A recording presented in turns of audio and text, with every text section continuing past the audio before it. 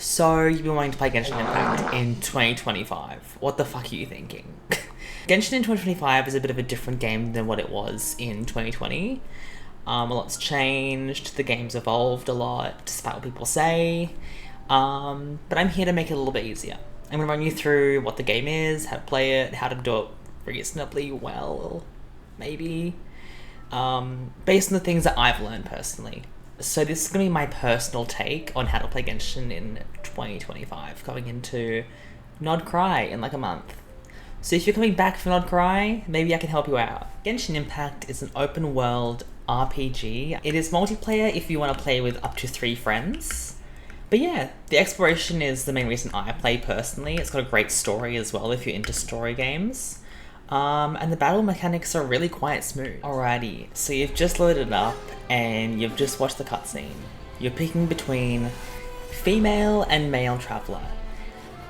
Despite what people say, it doesn't really matter which one you pick. They both do the same things, they both use the same weapons, etc. Just pick which one you want. So let's start with the basics. So it's like any other RPG. You can run around, you can do what you want, climb, swim, fly, whatever. So level 60 is the maximum level you can go to, with level 9 being the highest world level.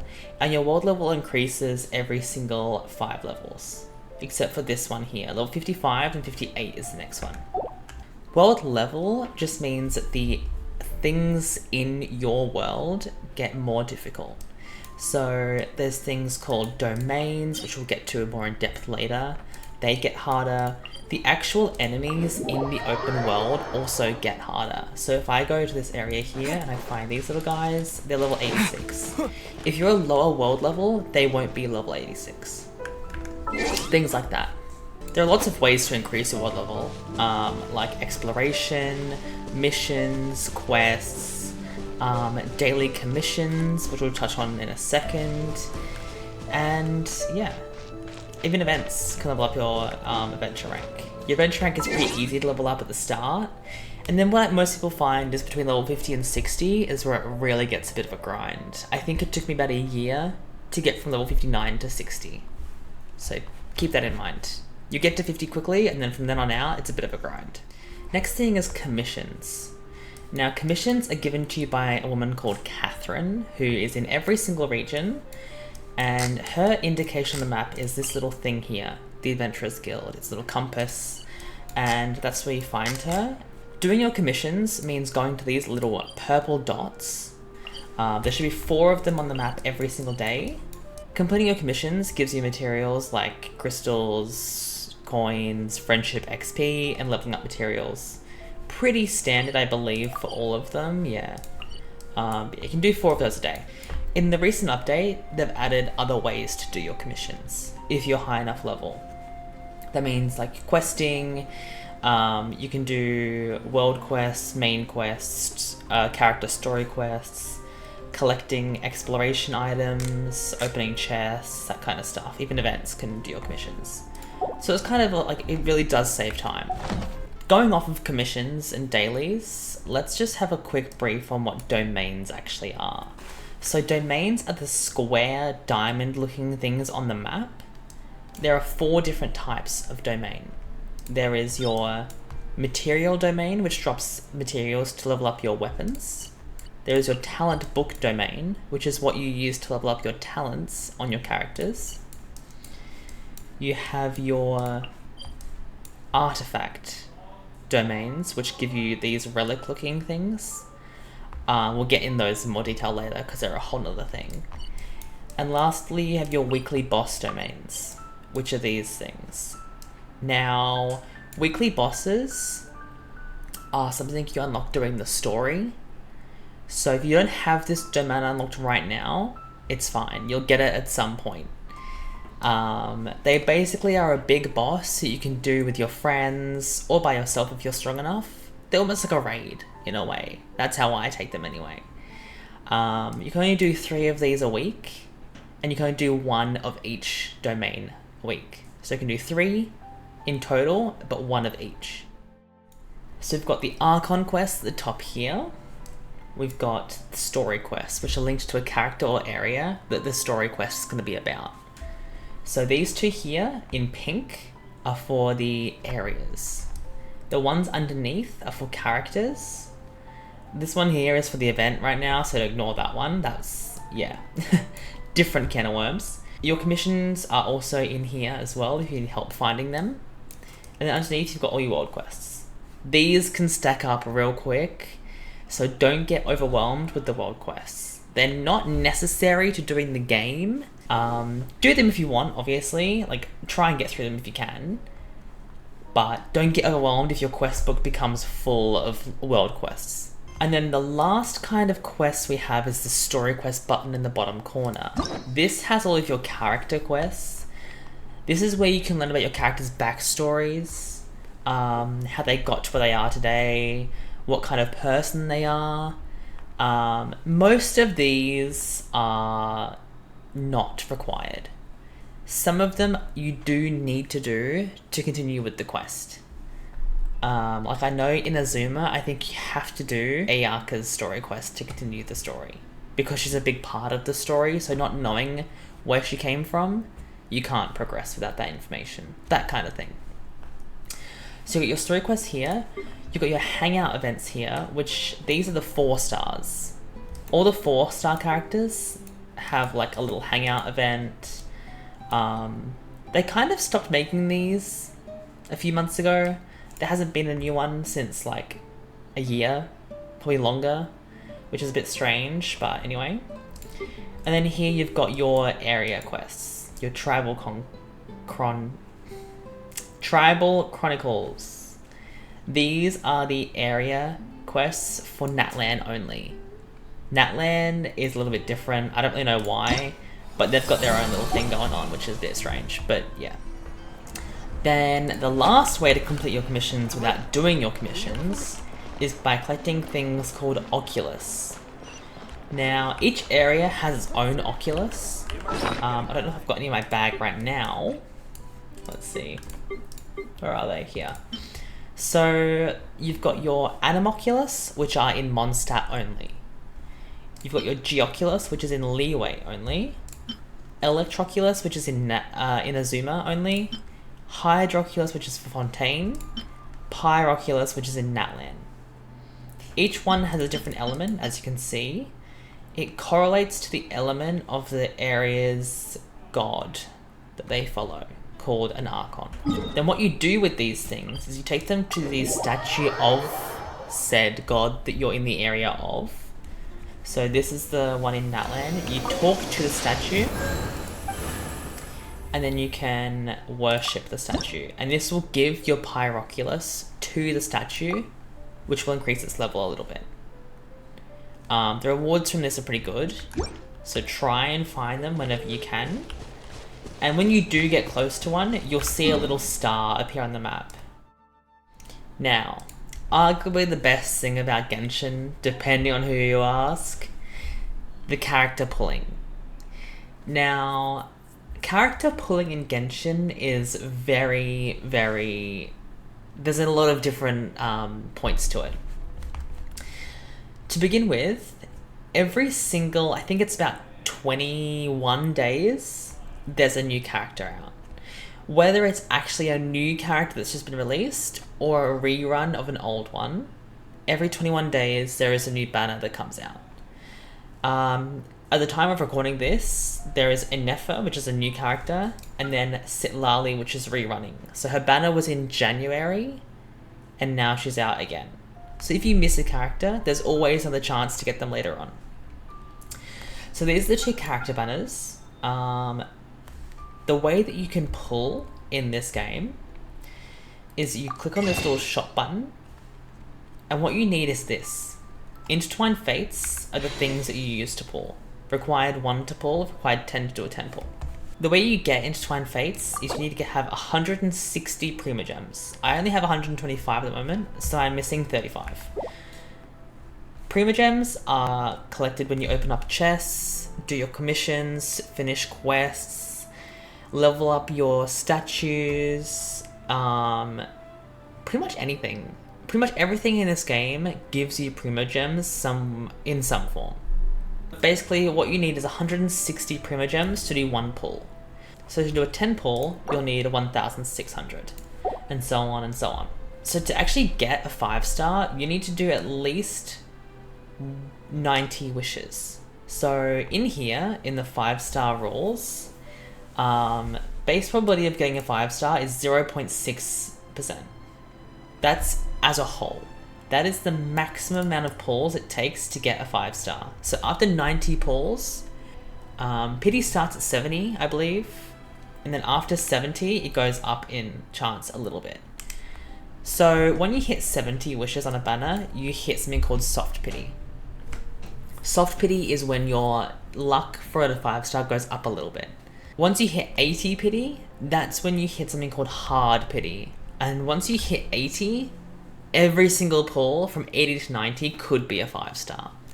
Like, you've hit the threshold of where it's like, you will get a 5-star any second now, you know? I personally have never had to go all the way to 90. I normally get my 5-stars at around 70 to 80. I think on average, I'd probably go for like, I think most of 5-stars about 75 pity, 74 maybe, around that mark. And then we get to the 50-50 system. So, when you pull on a featured character, you have a 50% chance of actually getting this character on the banner. The other 50% of the chance goes into getting one of these characters here. So Sitlali is the character on the banner right now, but you have a 50-50 chance of getting one of these other 5-star characters. Now, depending on your playstyle, losing on a banner isn't always the worst thing. It's not always quit the game, I've failed, yada yada. Some of the standard characters are not as bad as people think they are. Personally, I love Kaching. If I lose on Kaching, I'm happy any day. Sometimes a killer mentally, but it is what it is. Once you lose your 50-50 for like the first time, your next 5-star is guaranteed to be the character on the banner. So if you lose on Sitlali the first time, the next time you pull a 5-star on this banner, it will guaranteed be Sitlali. That does also carry over. So if you lose your pity on this character, Sitlali, and then the next character who comes out is, say, Inefa, you are guaranteed to get Inefa because you lost on Sitlali the last time. I hope that makes sense. And then we move on to the weapon banner. The weapon banner always runs alongside the character the weapon's for. So this one here is Sitlali's weapon, this one here is Inefa's weapon. You can pick a weapon to go for on this banner purely by charting a course for the weapon. The way chart a course works is you select a weapon in here. If you lose and don't get the weapon you've charted a course for, this will turn green and it will glow and it will say 1 out of 1, and your next 5-star on this banner will be that weapon. Weapon banner is a little bit easier to get weapons on because you're guaranteed an 80 rather than 90 like the character banner was. So it does have the same 50-50 system, just 10 less pulls needed to get the weapon in the first place. All that said, you can play Genshin Impact without pulling a single 5-star character. You can play this game and still have fun without pulling it all. And I know people are going to come at me by saying that, but if you love a character who's not a 5-star, why not just play them? I'm a big advocate for play who you want to play. Don't worry about the meta characters, don't worry about who's new, don't worry about who's got the coolest, you know. Play the characters you love and you'll have 10 times more fun, trust me. This is the standard banner. The standard banner only has the standard characters on it, and unless you really want one of these characters, never pull on this banner. Even then, just don't pull on it, trust me. You get these for free every now and then, So just use the free ones and you'll get more than enough characters from it. Now, the standard characters include Mizuki, this girl here. You've got Dea, who's this chick here. You've got Tignari. You've got... oh my god, this is harder than I thought it would be. You've got Kaching. You've got Mona. You've got Chi-Chi. You've got Jean and Diluc. Those are the standard characters. I don't think I've missed any? No. Yeah, those are the standard characters. You will notice there's a character for every element. So you've got your Anemo, Dendro, you've got your Electro, Hydro, Cryo, Pyro, another Anemo. There's 2 Anemos because they, yeah, I don't know.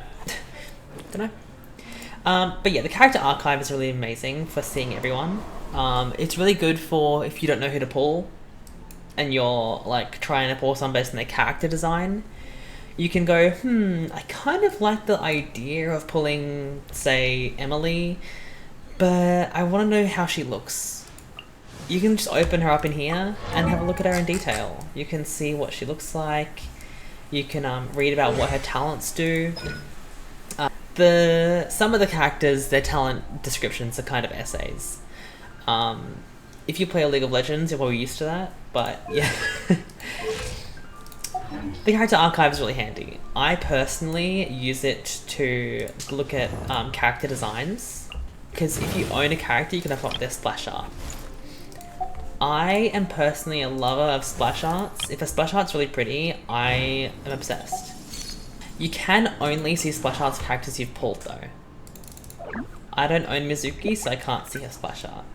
Genshin has a character for everyone at the end of the day. Whether you're into like space girls with like galactic legs, robots, DJs, little cute pink uwu girls, big buff men. There's really a character for everyone. And I feel like once you find a character that you absolutely love, like that feeling of like saving up for them, pulling them, if you actually get them, like the feeling is like unmatched. It's so fun. But yeah, there's a character for everyone. And once you find that character, the game will become 10 times more fun.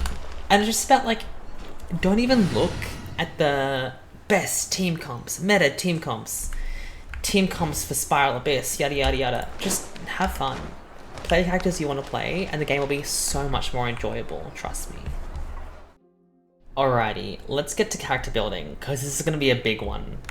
So, character building.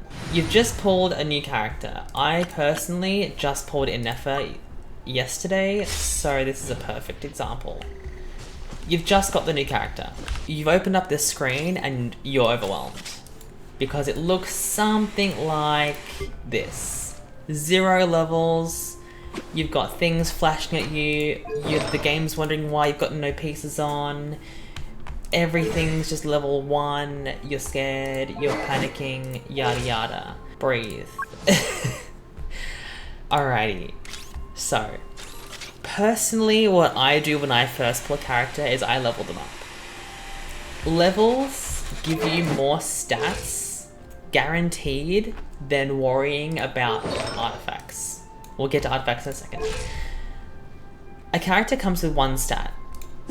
I believe Inefa, when you level her up, her crit rate goes up a little bit.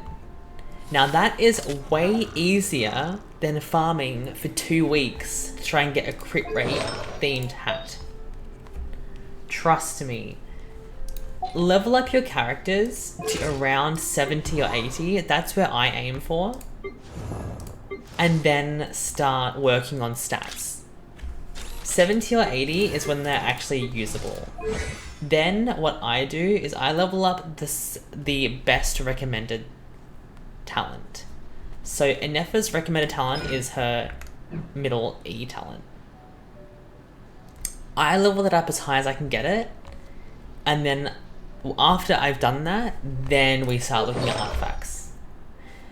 Now, every single character uses different artifacts because they all work differently.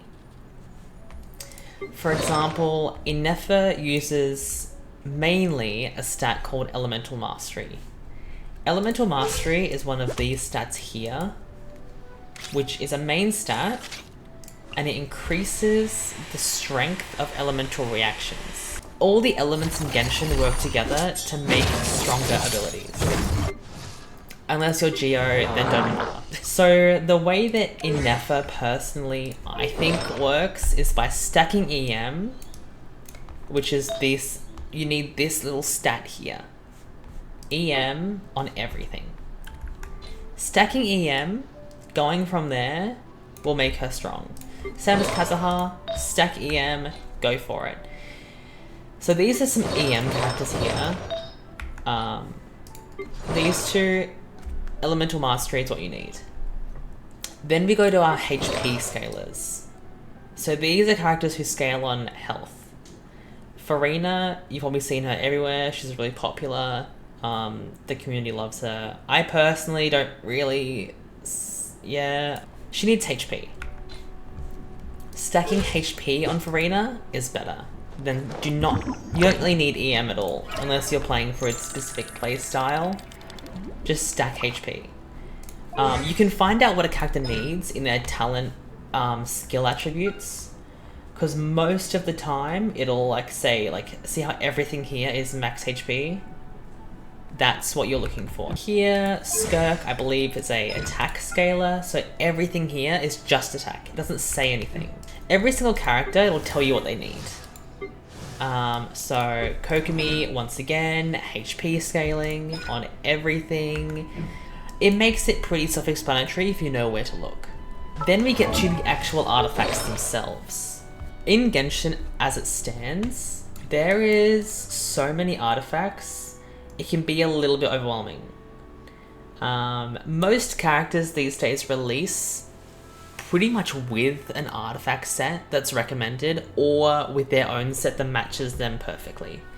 So, for example, when Skirk came out, she actually released with an artifact set that looks similar to her.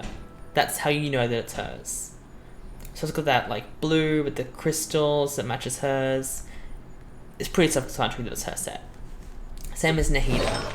Nahida's artifact set looks like her, so it's pretty self-explanatory that it's hers. Kokomi as well. Like, it's pretty easy to know what someone uses if they have this kind of circumstance, where they have their own set. If a character is not in the same circumstance, like Farina is here, you can click on this button here and see what people are using. Normally the top one is a lot higher than everything else, so it's pretty easy to tell. And then you can see here recommended affix for flowers, HP, obviously because HP is on all the flowers. But then it tells you what stats she needs. So crit, HP. It should be like that for everything. Crit HP, crit HP, crit HP, like everything's just gonna be crit HP. It'll tell you what you need based on what other players are using. So I actually need to build my Nefa right now. So I'm gonna click on this button, I'm gonna click recommended artifacts. It's not coming up, okay. It's because she's new, I think. So I want to build her with this set. So what I would do from here is I'd look at this set, and then I'd just find where to find it. Now, I know where it is, so I don't need to use the guide. But if you don't know where artifact set is, you've got this little book in the top corner. Open up that, click domains, and it'll show you every single piece. Look for one that I need, click go, and it'll take me there. Once you unlock an artifact domain for the first time, it'll stay unlocked and you'll be able to fast travel to it. So from here, you click enter domain, this door will open up. You'll click start or match. Match is if you want to play co-op. Start is if you want to do it with yourself, which I will do. You get a screen to like build your team. I'm fine with this one. Let's go. I can even show you what the elemental mastery is if I can, maybe? I don't know if it's... yeah. So, going into 2025 in Nod Krai, there's a new reaction now called Lunar Charge, which is what Inefa does. So what we do is we get our Hydro out with Farina, or Kokomi, or Yelan, or whatever you've got. click start, You are not welcome here. and then we add Inefa, and that whenever it says Lunar Charge, that is a elemental mastery prop. No. That just means there's two elements working together to create a reaction.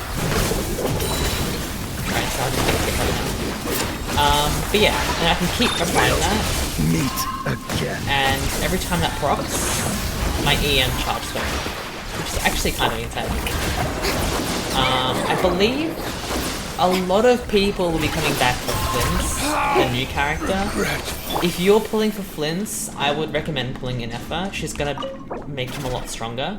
We get these two options now. Condensed resin is what you use if you want to get double the rewards. Condensed resin is unlocked by doing Inazuma Reputation. It basically allows you to claim double the rewards. So by using one of these, you can only craft 5 of these at a time. So I'll use 1. And then I get 2 artifacts. If I was to use just regular resin, this one here, I'd only get 1. And we got nothing. Awesome. Alrighty, I'm gonna keep farming and I'll be back in 1 sec. Alrighty, 5 minutes later, I'm out of condensed resin and I got absolutely nothing. So that's awesome. That's about how every farming session goes.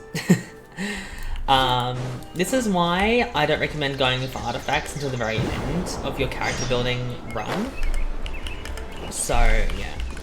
What we're gonna do now is we're gonna find her. This button here is what we click to find the materials to level her up. And what I need is this boss material.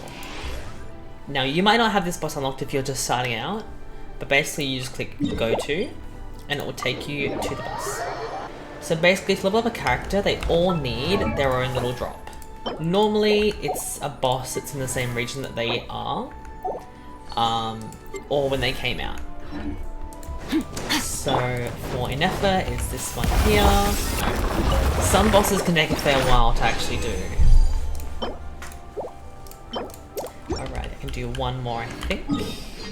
No, I don't have any more. See, bosses cost 40, I had 155. So I'm now out. Next, we're going to touch on weapons. So we've built our character, we've artifact farmed for 10 years, what it feels like to get some reasonably good pieces. We've got our character talents leveled up a fair bit. Now we can look at the weapon. So for Inefa, we're looking for a polearm.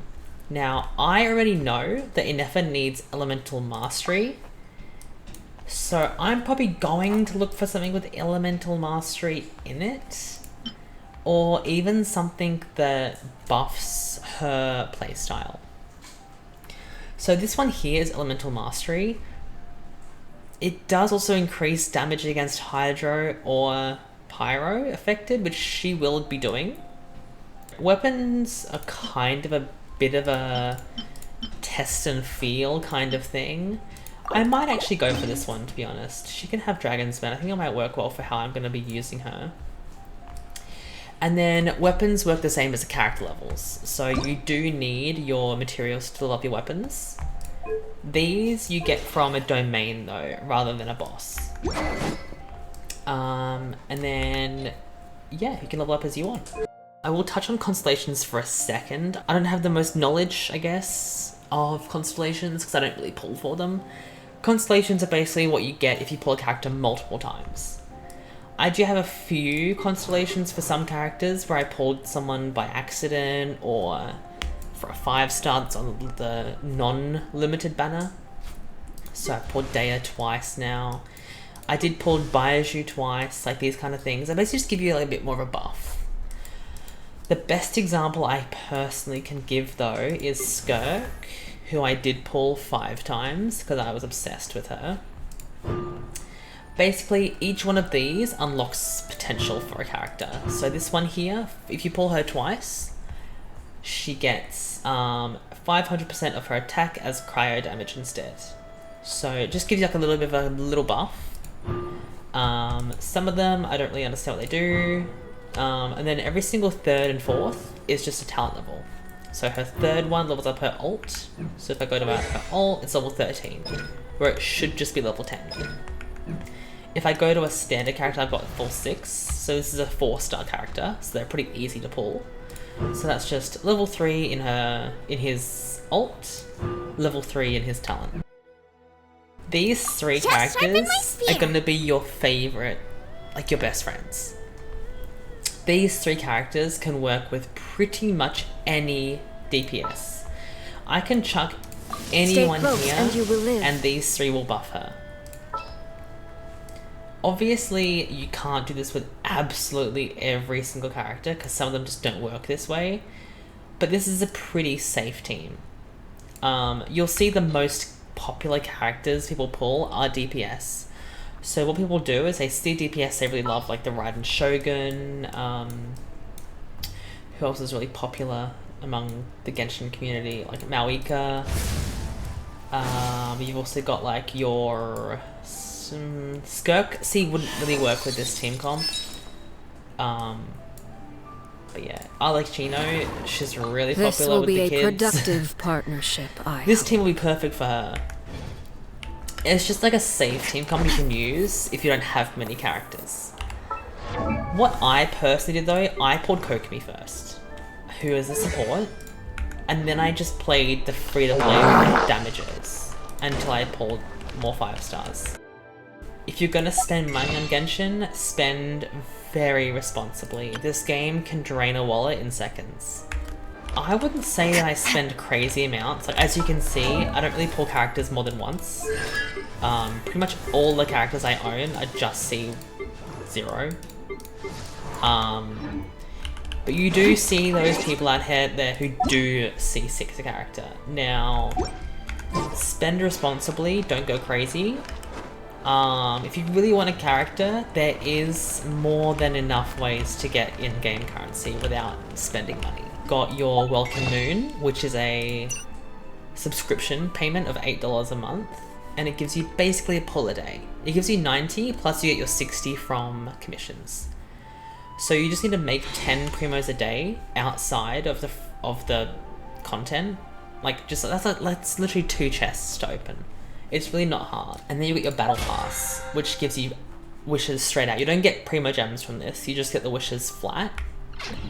I can go into more depth of elemental reactions and stuff in the next part, because those are gonna be a bigger can of worms. But that's really enough to get you started anyway. But yeah, thanks for watching and I'll see you guys next time. Bye.